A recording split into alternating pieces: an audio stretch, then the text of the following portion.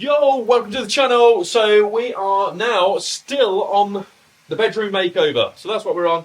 So just quick recap. So we are transforming this master bedroom into a beautiful new room. So we're rewiring, replumbing, replastering now. That's all going to be happening. We're going to be making bespoke wardrobes, which are going to be going over there. Jack is still on the stripping. So this video, we're going to take care of how to go about installing a radial circuit for here, for the sockets. So if you're new to the channel, you haven't subscribed, the link is in one of the corners. Turn your notifications on and you can follow this whole process from the very start. So you might be wondering, what the hell is a radial? So a radial circuit is basically, it comes from the consumer unit. Let's take you to the board. Down here, down here.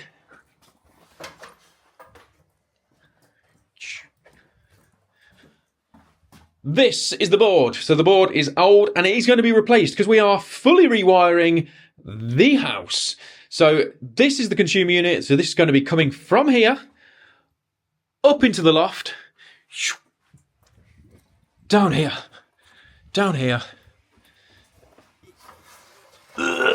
squeeze past there, all the way through, and then to this point here, drop down into that one, back out, back in the loft, down to that socket, back up, across, and down. There is three sockets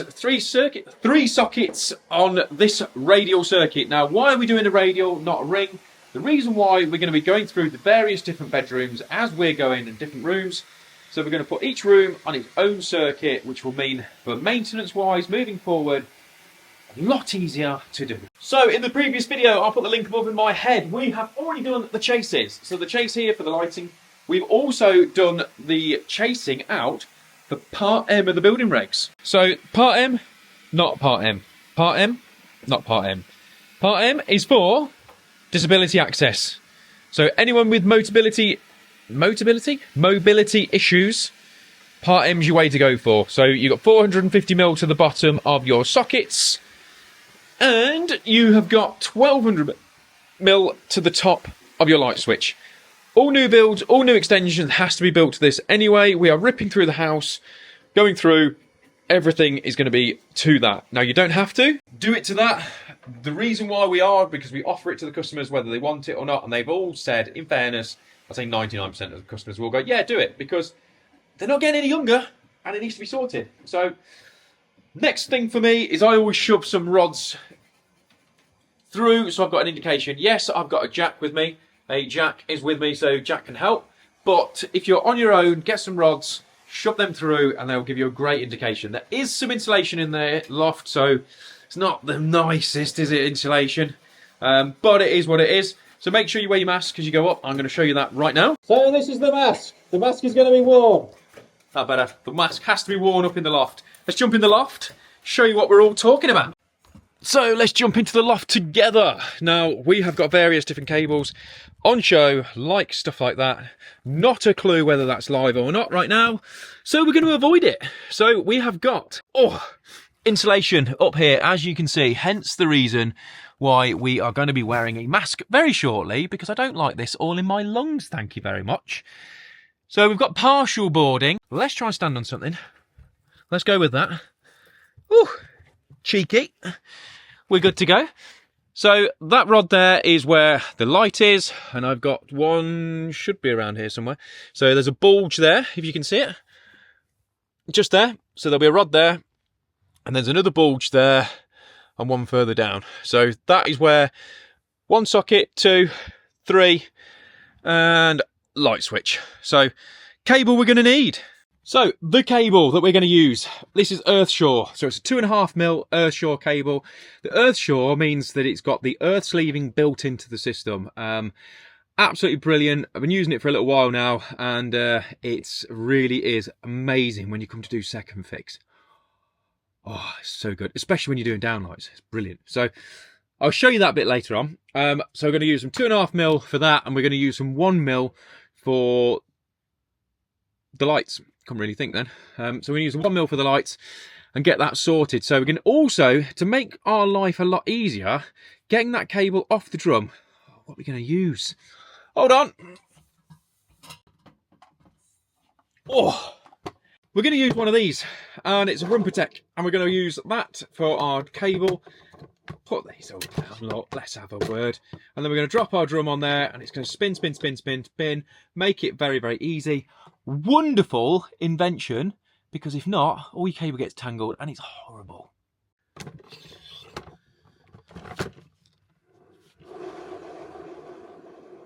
So the cable run is going to basically go along here. We're going to tuck it round the back of this pillar and clip it all along, basically, essentially, like what is that. We're going to clip that all the way along, round that pillar, all the way down. Now, this property, like I say, we are going to be rewiring it. But one of the things, the more you move of this, the more you discover horrible, horrible stuff. So, if you can see down there, so that is all open. The consumer unit is literally just down there.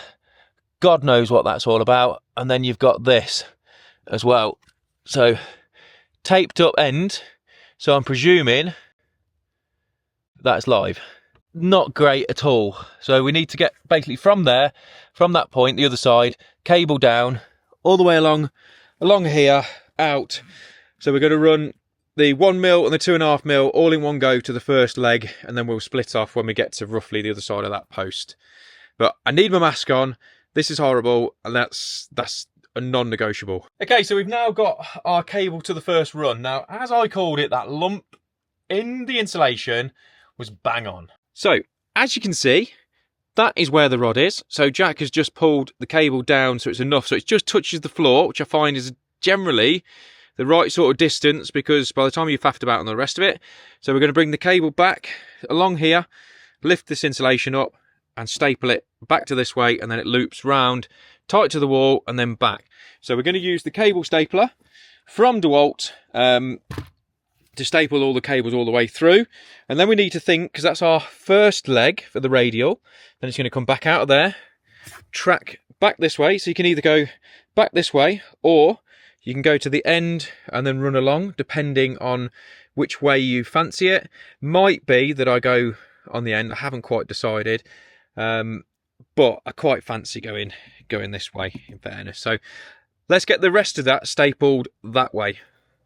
Right, so while Jack is taking some of the rubbish out because he's getting that wall done, I shouted him, in fairness to him, I got him to pull down the cable. So the cable for this one is trapped down to the floor, so that gives me loads of room for wiggle room. Oh, he's also got me some staples. Absolute legend. So I've just put in the cable now for the lights, because what we need to do that. At the same time, it has to be pretty stupid with the plastering. It's not going to undo it. So I can take the rod out now, gently put that somewhere safe. We'll take care of that. So then I've got a loop feed as well for our lighting. We'll get that in. Think thin thoughts. The weather is horrible outside, in fairness, and Jack is getting very wet, taking the stuff out to the skip. So let's have a little look at this. So our cable now for the lighting is coming down there. I mean, it's not likely that you're going to leave that like that. So what we now need to do is think about our cable run as such. So what I'm probably going to do is come a clip across that way, and then follow this structure, because this isn't changing, and then come across here and then join this one. Now those pipes there, we're going to build a little bit of a bridge, because there's going to be more of cables coming through, but also you've got insulation on there anyway, so there's not going to be in direct contact with the pipes. So we'll do a little archy over there, so they can't be in any contact anyway. And then we're going to bring those round, so that way, down here, all the way across, all the way down there, boom, down. I've grabbed Jack for help, in fairness, because going in and out of the loft and stuff is really quite hard work. So I'm glad that Jack's here. So what we've done, we've now run back to the board, and I think I've discovered that it's had a consumer unit relocation done in the past. That block that I got, that I showed you a second ago, when I went downstairs, the gas meter's underneath, and it looks like there used to be a consumer unit, the old rewirable type there. And then obviously when they've had an extension like to the porch downstairs loo fitted, it's all been shifted over. Not that I'm excusing that's actually a really good install, because it's not. So what I've had to do is cut a pocket through, which I'll show you in a minute, and crawl on my belly through and get to the new location where the board's going to be. Well, where the board you saw, the house board, the new one's going in that location. So anyway, so I've clipped all the way back through. Now, I'm mindful not to put too many clips in, because I'm rewiring. Sometimes I will put clips in and we'll bunch the cables up. Now, it sounds really stupid because it's not grouping, it's just, you might go, well, actually, I'm going to have a return leg up there. There's no point putting extra clips in when I don't need them. So, where we're at right now, so we have got, see where that rod comes down? So that's one socket, that's the first socket in the bedroom, runs along here, drops down into that one down there. So I've got a bit of clipping along that edge. So I've got a bit of clipping down there, and then it's all tacked to the back of this. We've got a steel here, so we've had to go over the top of that. So I think this has had some other work done in the past. And then that's run down, and this is where we're at right now. So Jack, this is the last leg. So this one here, Jack's just done to the last leg while he's moving some bits and bobs around. So when I do, so I'm in two minds now, is whether I put another cable up from there, which is long enough to go into the other bedroom over here. Because obviously the radial circuit got 3 sockets this side, and I think there's only 2 in that other one, it makes sense to do that. So what I might do is get Jack to feed another cable up. We'll leave it really long to about here, and then I can just make a big coil here ready to go across to that side. And then I can clip that along, fold everything back. Now, other part of this job is I've got to move the centre light. So I'm going to have to discover where that is, because it's not actually a centre. She wants it moving down this way a little bit, which is fine. Hence the reason why I've put in the loop feed all ready to go. But here, definitely, I need to chuck another loop feed in ready that's going to come up and pretty much down the other side of that joist, ready for the other bedroom when we come to do that and the rewire. In this loft, here is the pocket. So that pocket there is where I've had to crawl through, because the consumer unit is actually like way down there, right in that corner there. When originally I thought it was just here, but it's actually not, it's further down.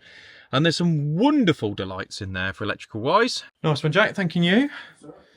So, like I said, we've got the last leg here, so that's the last leg in.